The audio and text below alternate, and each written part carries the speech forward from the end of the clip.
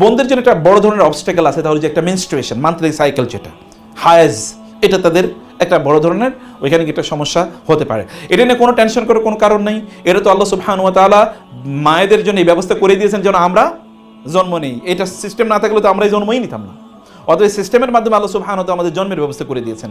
অতএব এটা একটা অপরচুনিটি তাদের জন্য, আর এটাকে কোনো প্রবলেম হিসেবে দেখার কোনো সুযোগ নেই। এটা চ্যালেঞ্জ বটে। এটাকে ওভারকাম করার জন্য কি করতে হবে? নারীরা তারা প্রয়োজনে তারা এক্সট্রা পিল গ্রহণ করে নিতে পারেন যেন ওই সময় তাদের মেনস্ট্রুয়েশন না হয়। They can do it, no problem. শরিয়া পার্সপেক্টিভ থেকে এখানে কোনো প্রবলেম নাই। কিন্তু যদি তারা পিল গ্রহণ না করেন অথবা পিল গ্রহণ করার পর যদি এরকম কোনো ঘটনা ঘটে যায়, তাহলে নো প্রবলেম, কোনো সমস্যা নেই ইনশাআল্লাহ। তারা কেবল তাওয়াফ ছাড়া আর সব কাজ করবেন।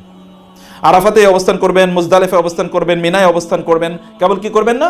তাওয়াফ করবেন না। আর এছাড়া তো আর দুটো জিনিস আছে আগ থেকেই, তাহলে কি নামাজ পড়া এবং কোরআন ধরা। নামাজ পড়া, কোরআন ধরা, এই দুই কাজ করবেন না আগ থেকেই। এটা আর নতুন একটা জিনিস তাদের কি হলো, অ্যাড হলো, সেটা কি? তাওয়াফ করতে পারবেন না। তওয়াফ তারা করবেন যখন তারা হালাল হয়ে যাবেন, পবিত্র হয়ে যাবেন, তহুর হয়ে যাবেন, তখন তারা তওয়াফ করবেন। যদি ব্যাপার এরকম হয় যে ধরেন মানে হয়ে গেল, হজও হয়ে গেল, কিন্তু আসার সময় কি তার হায়েজ হয়ে গেছেন, এখন তিনি বিদায় তাওয়াফ করতে পারেন, তখন করবেন কি? তখন তিনি ওই হায়েজ অবস্থায় বিদায় তাওয়াফ করবেন। যেমন আগামীকাল তার কি ফ্লাইট, এখন তার স্বামীর ফ্লাইট আগামীকাল, দুইজন যদি কি না আসে তাহলে তাকে আবার 1 লাখ টাকা বা 2 লাখ টাকা দিয়ে তাকে আবার করতে হবে। অথবা তিনি আসতে পারবেন না, কারণ একটা গ্রুপের ইস্যু আছে, আসতে পারবেন না, কারণ জটিলতা পড়ে যাবেন, তখন তিনি ওই অবস্থায় তাওয়াফ করবেন, এরপর একটু সাদাকা করে দেবেন, নো প্রবলেম। এটা ইবনে তাইমিয়া রাহিমাহুল্লাহ তিনি বলেছেন এটা হলো জরুরি মাসালা। ফামানিত্তুররা গায়রা বাগিউ ওয়ালা আদিন ফালা ইসমা আলাইহি। কেউ যদি বাধ্য হন তাইলে কি তার কোনো গুনাহ নাই। কেউ যদি বাধ্য হন তাহলে তার কোনো গুনাহ নাই। এটা তো মানুষ যখনই কোনো কাজের জন্য বাধ্য হয় তাইলে সেই কাজটি তার জন্য কি necessity doesn't know any law, necessity knows no law ইংরেজিতে বলা হয়। আপনার আদ-দুরুরাতু তুবিহুল মাহদুরাত, আরবি প্রবাদ বাক্য, এটা ইসলামের মূলনীতি যে প্রয়োজন হলে কি সেটি তখন ব্যক্তির জন্য এটি জায়েজ হয়ে যায়। যেমন আপনার যদি পানি না থাকে, মাটিও নাই, তা আপনি কি করবেন? নামাজ আদায় করবেন না?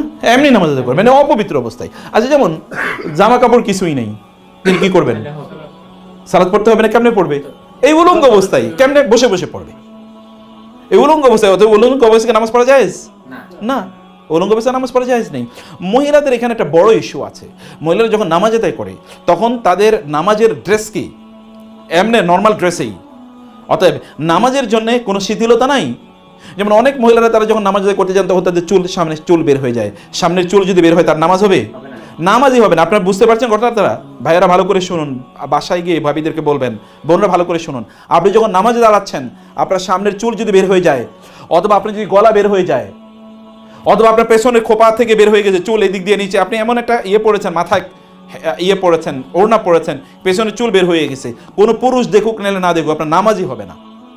কারণ তাকে পরিপূর্ণ কি করে সতর করে তাকে নামাজ আদায় করতে হবে। মহিলাদের সতর কি পুরো শরীর নাকি কোনো জায়গায় ফাঁকা আছে?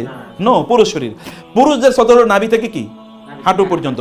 এখন কোন পুরুষ তিনি শুধু নাভি থেকে হাঁটু পর্যন্ত ঢেকে রেখেছেন, তাহলে তার নামাজ হয়ে যাবে। কিন্তু তার যদি নাভি থেকে হাঁটু পর্যন্ত কোনো একটা জায়গায় বের হয়ে যায় তাহলে নামাজ হবে? নামাজ হবে না। অজু ভাঙবে না। আমাদের দেশে বলে হাঁটুর উপর কাপড় উঠলে অজু ভাঙবে, অজু ভেঙে যাবে। হাঁটুর উপর কাপড় উঠলে অজু ভাঙে না, কিন্তু হাঁটুর উপর কাপড় উঠলে কি হয়ে যাবে? নামাজ ভেঙে যাবে, নামাজ হবে না, আবার তাকে নামাজ আদায় করতে হবে। ঠিক মহিলাদের জন্য একই ঘটনা।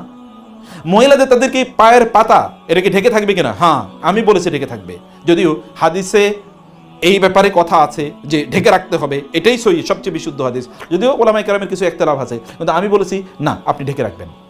কারণ হালাল এবং হারাম, অথবা যদি ধরেন একটা হচ্ছে করতে হবে, আটটা হবে করতে হবে না, এরকম কোনো জায়গায় যে একত্রিত তাহলে যেটা করতে হবে বলা হয় ওইটা করতে হয়, ওইটা করতে, তাহলে আপনি বাঁচতে পারবেন, আদারওয়াইজ আপনি বাঁচতে পারবেন না। অথবা আপনি এমনভাবে, যেমন আমরা বলেছি মহিলাদের নামাজের জন্য আলাদা কি আছে, খিমার আছে, এই খিমারটা আপনি ব্যবহার করবেন, চুল ঢেকে রাখবেন এবং নামাজ আদায় করবেন।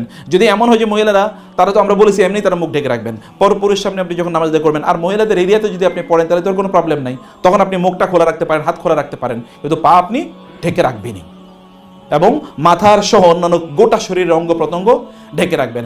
মহিলারা যখন হেঁটে যান তখন তারা একটা চ্যালেঞ্জের মুখোমুখি হন যে পুরুষদের গায়ের সাথে তাদের লেগে যায়। পুরুষদের গায়ের সাথে লাগা এটা মহিলাদের জন্য জায়েজ আছে কোনো অবস্থায়? কোনো অবস্থায় এটা হারাম। অতএব এটা পুরুষদের দায়িত্ব হলো, যেমন আমরা হজের সময় যেটা বা উমরার সময় যেটা করি, তাহলে যে আমরা একটা কর্ডন অফ করি, আমাদের পুরুষদেরকে মাহরামদেরকে দিয়ে চারিদিকে বেঁধে রাখি, মহিলাদের মধ্যখানে থাকে। এটা আমরা চেক করার চেষ্টা করি। হজে হয়তো আমরা এটাই করবো ইনশাআল্লাহ। এখন আপনাদেরকে কিন্তু মহিলাদেরকে জায়গাটা মনে রাখতে হবে, এহরামের জায়গায় বা মাতোয়াফে ঢোকার জন্যে পুরুষদের জন্য কি এহরামের কাপড় পরা বাধ্যতামূলক, এছাড়া আপনি ঢুকতে পারবেন না। কিন্তু মহিলাদের তো সব কাপড়ই কি এহরামের কাপড়, ফলে সব মহিলারা ওইখানে ঢুকে যায়, ঢুকে গিয়ে তারা এখন পুরুষদের সাথে মারামারি করে, কুস্তাকুস্তি, রেসলিং করে তারপর ওই বাইতুল্লাহ ধরবে, হাজারে আসওয়াদ ধরবে।